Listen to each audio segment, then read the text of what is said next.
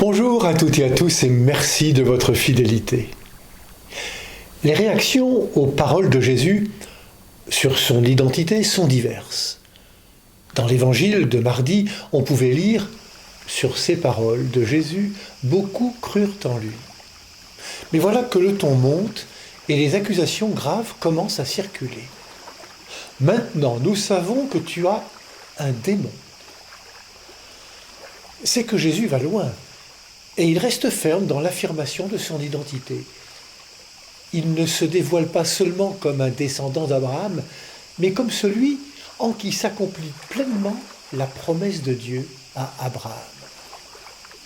C'est le sens de cette parole. Abraham, votre père, a exulté, sachant qu'il verrait mon jour. Ce jour, c'est la réalisation de cette promesse faite à Abraham, mais qui désormais, par Jésus, ne concerne pas seulement le peuple juif, mais toute l'humanité, Abraham y compris.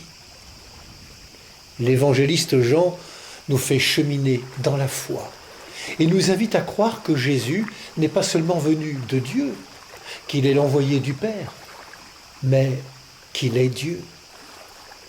Jésus dit « Si vous voulez voir Dieu, je suis là ».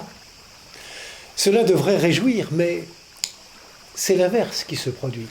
Les propos de Jésus attisent l'hostilité.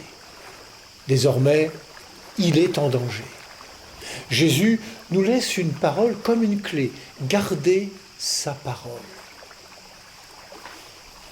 Alors ils ramassèrent des pierres pour les lancer contre lui, mais Jésus se déroba et sortit du temple. Lorsque notre cœur est de pierre, il arrive que nous prenions de véritables pierres en main et que nous lapidions Jésus-Christ dans les personnes de nos frères et de nos sœurs, en particulier les plus faibles, disait le pape François lors d'une messe. Combien il nous est difficile, à nous aussi, de sortir de nos certitudes, de nos connaissances, de nos savoirs, de nos assurances, de nos attaches, de nos appartenances, de nos traditions, car nous aussi, nous nous réclamons d'Abraham et nous affirmons avoir Dieu pour Père. Mais sommes-nous vraiment fraternels à la manière de Jésus ? Bonne marche vers Pâques à toutes et à tous.